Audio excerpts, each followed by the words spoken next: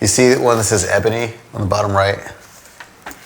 It's got the Jet magazines. Oh, it's not Jet magazines. It's buttons. Oh, here's the Jet magazines. Magazines that I used to do the original Unbranded series.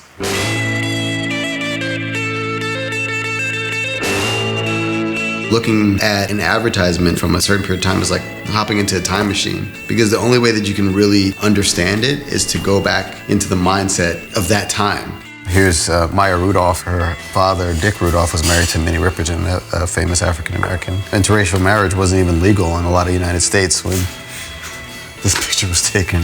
Real ads are fascinating to me because they speak to large groups of imaginary people. African-American women who were the poorest demographic, by and large, are wearing like haute couture. Advertising plays a huge role in our notion of how we see ourselves and how we see other people.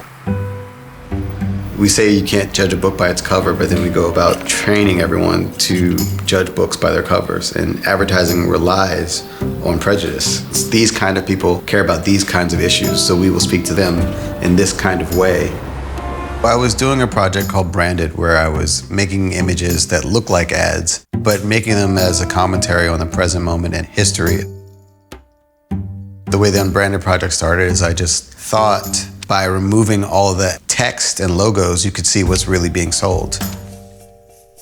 This is one of the pictures from 1987. When I unbranded it, it starts to like be a little bit more curious about what's really for sale in this image.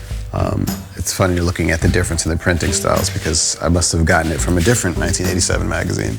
As an African-American male, I was always conflicted with the monolithic images that society was creating. There's a lot of humor in there for me, particularly because it's like I have the crystal ball. I can look into the future of the people who made these ads. To me, that sometimes the text is as interesting, if not more, than the pictures. But as I said, it distracts you from what's really for sale. And then there's irony. What makes OJ run? all you do is just look around. Like that's what to me is like the amazing experience. Oh my God! Just like. So can you see what I see? No.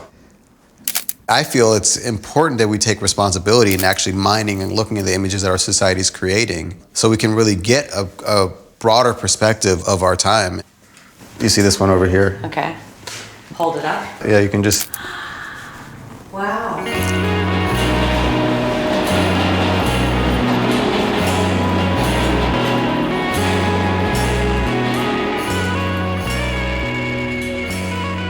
By looking at ads, which are seen as more objective than individual artists' work, no single person can take responsibility for an ad. There's an art director, there's a photographer, but it really comes as consensus because there's focus groups that are telling them this is what we want to see. You can tell what era an advertisement is from because it reflects something of that moment that is bigger than an ad. Right. Looking at the ads from these things is so fascinating because ads are about hopes and dreams. But look at this one, you know, like that message.